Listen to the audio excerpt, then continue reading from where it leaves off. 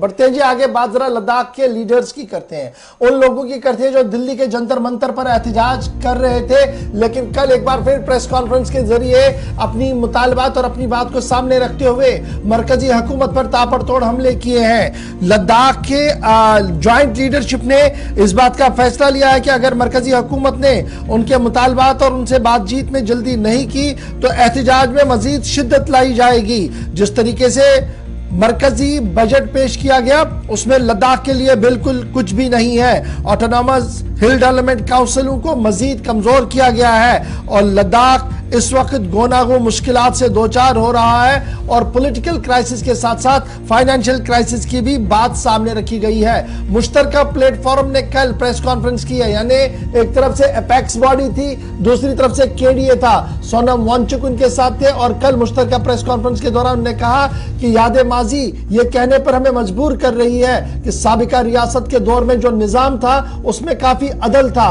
और अदल इंसाफ की यह बात थी कि असेंबलियों में उनकी रसाई थी, पार्लियामेंट और अपर हाउसेस तक उनकी बात जाती थी, बजट में माकूल और मुनासिब हिस्सा मिलता था। यूटी का ख्वाब हमने देखा था, लेकिन इस यूटी का ख्वाब नहीं कि जिसमें हमें जमहूरी हक हासिल ना हो। इसलिए वो जमहूरी हक हासिल करने के लिए बहुत ज्यादा यह जरूरी है कि उन्हें यूटी विद लेजिस्लेशन होनी चाहिए।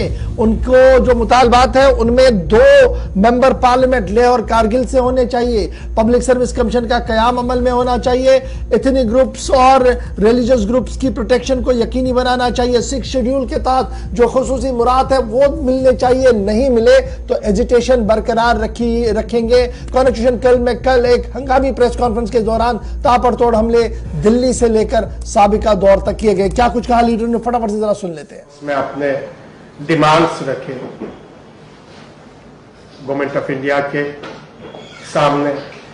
हम उम्मीद रखते हैं कि गवर्नमेंट ऑफ इंडिया सिंसियरली और सीरियसली जो 4 डिमांड्स एपेक्स और केडीए की तरफ से रखी गई है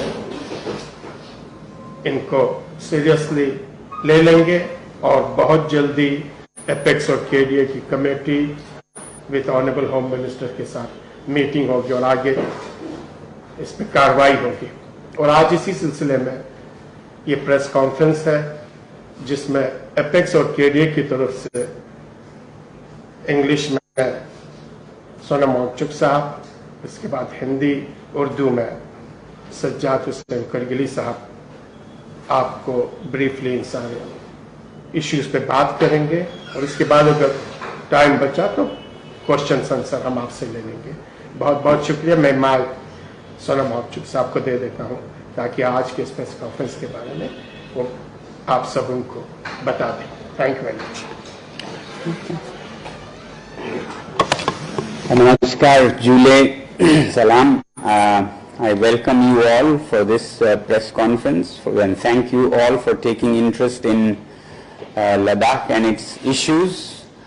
Personally, I have been an environmental educationist and engineer, and my concern has always been about the well-being of the fragile ecology of Ladakh, which is utmost important not only for Ladakh but for the subcontinent. 2 billion people depend on the waters from these glaciers and these mountains, and I have been very supportive of safeguards for these mountains which are there in the Article 244 Schedule 6, and it has been assured to the people through various communications and meetings of various ministries like Home Ministry, Law Ministry and Tribal Ministry, and it has been on the top of the manifestos in different elections. So such safeguards are important for this whole region. And secondly and very importantly, this region has become a UT, but people in Ladakh never expected it to be a UT without safeguards and without a legislature. Now, without a legislature, the UT becomes not a thriving democracy that India is supposed to be. So, therefore, Ladakh, which had always demanded, when we demanded, for a UT with legislature, And since in the 3 years that have passed, very little has happened in terms of development, in terms of employment, and people have felt that there is no participation of the people in how the budgets are spent or not spent. There is no consultation with the local people, and that's something that 6th schedule also guarantees, that any development measures are taken only with the consultation of the autonomous councils, which in this case, in the absence of any such safeguards, the autonomous hill councils are also becoming weaker and more diluted. So the people of Ladakh are forced, compelled to demand for. Demand करना जो है ना, वो कोई बुरी बात नहीं है, ये कॉन्स्टिट्यूशनल चीज है, पहली चीज।